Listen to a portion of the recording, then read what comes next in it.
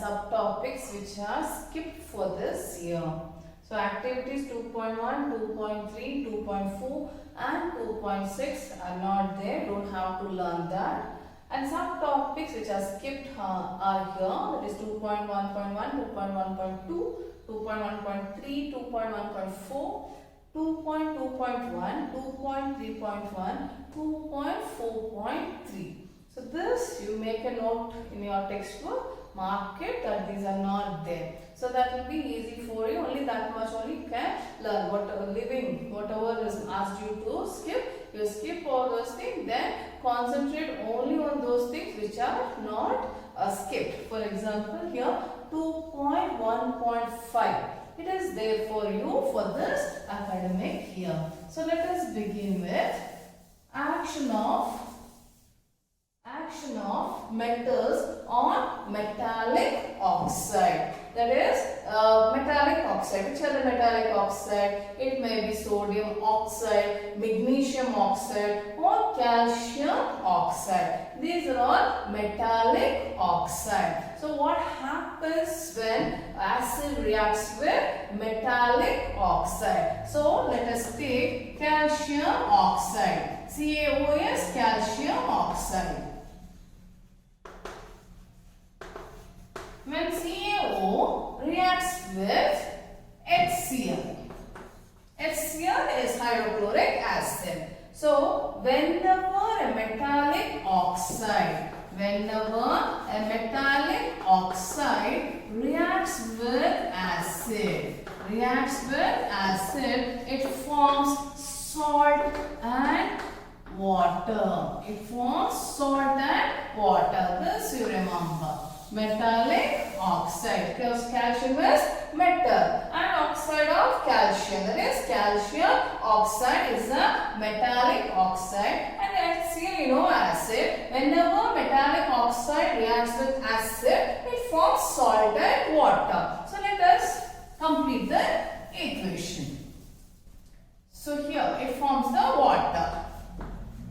So finish off writing water. What does the salt form? It forms calcium chloride. Okay. So now we have to balance. Okay. Calcium chloride. So this is the equation. Action of metal on metallic oxide. Okay. Whenever metallic oxide reacts with acid, what is formed? Salt and water. That you remember.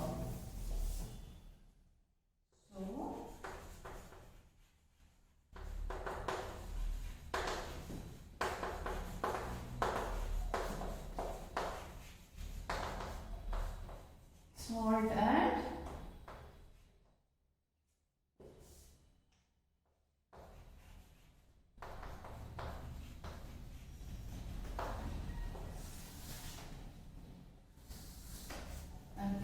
this way remember. So calcium oxide we finished. Let us take one more metallic oxide. Magnesium oxide. Magnesium is a metal. Oxide of magnesium, that is magnesium oxide. When magnesium oxide reacts with sulfuric acid, H2SO4 is sulfuric acid. What is formed? Salt and water is formed. So let us finish up with water. And what does the salt form? It forms magnesium sulfate. Let us take one more example. Calcium oxide and nitric acid. So calcium oxide and nitric acid. Salt and water is formed. H2O, you finish it off. What is the salt form? Calcium nitrate.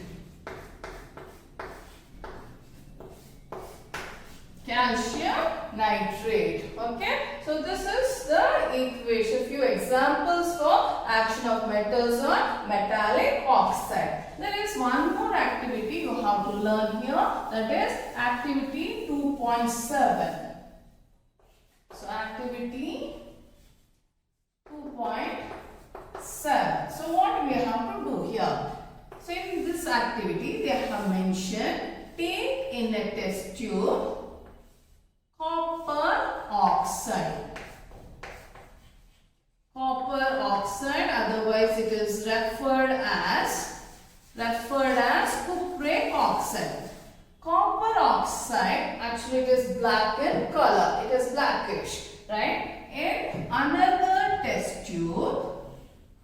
another test tube. We have to take hydrochloric acid. We have to take hydrochloric acid, that is dilute hydrochloric acid, and pour it dropwise. Pour dilute hydrochloric acid dropwise. When after putting the hydrochloric acid, a reaction takes place and the blackish color will change to bluish green in color. Bluish green in color, indicating formation of a new substance. So let us put the equation. Copper oxide, CuO is copper oxide, and dilute HCl.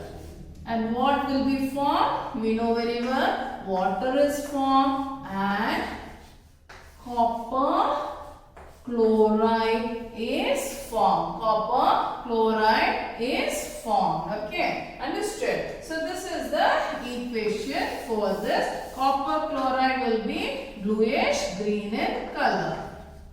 This is bluish green in color. So this you have to learn. And remember children, metallic oxide, that is CaO, MgO, CuO, right? All these are acidic in nature. Metallic oxides are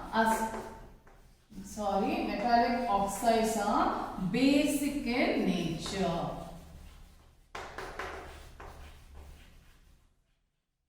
They show the property of base, okay, right? So remember, metallic oxides are basic in nature. Next, the activity or the concept 2.1.6, reaction of non-metallic oxide with base. Just now we learned the reaction of acid with metallic oxide. Now the reaction of base with non-metallic oxide, okay. So non-metallic oxide means here carbon is non-metal, sulfur is non-metal, right? So when they react and form an oxide, we call non-metallic oxide. Okay, so let us see. All these are base, right? So NaOH is sodium hydroxide, CaOH whole twice is calcium hydroxide. Okay, so what happens when a base reacts with a non-metallic oxide? When it reacts with a non-metallic oxide, it forms again salt and water. It forms salt and water. 2NaOH reacts with carbon dioxide to form sodium carbonate. This is sodium carbonate. Again water. So this is salt. Okay. So again base.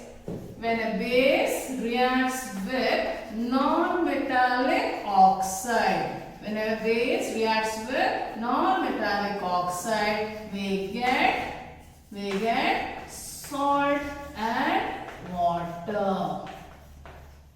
Salt and water. Same way, when acid reacts with the metallic oxide, we get salt and water. Again with base, and reacting with non-metallic oxide, we get salt and water. Calcium hydroxide reacting with sulfur dioxide, we get calcium sulfide. Sulfide is formed and forming water. Calcium hydroxide and water. Calcium hydroxide and carbon dioxide, when it reacts, we get a salt, that is calcium carbonate, and water is formed. So here one more thing you have to remember, the non-metallic oxide. The non-metallic oxide are acidic in nature. These things you have to remember. That is metallic oxide. CaO, NaO, MgO, they are all metallic oxide. Okay, metallic oxide are basic in nature. They show the property of base. Whereas non-metallic oxide, like carbon dioxide, sulfur dioxide, all these are non-metallic oxide. when non-metallic oxides are acidic in nature. They show the property of acid. So here, as this is acidic in nature, it is like action of acid and base. When an acid reacts with the base, what will happen?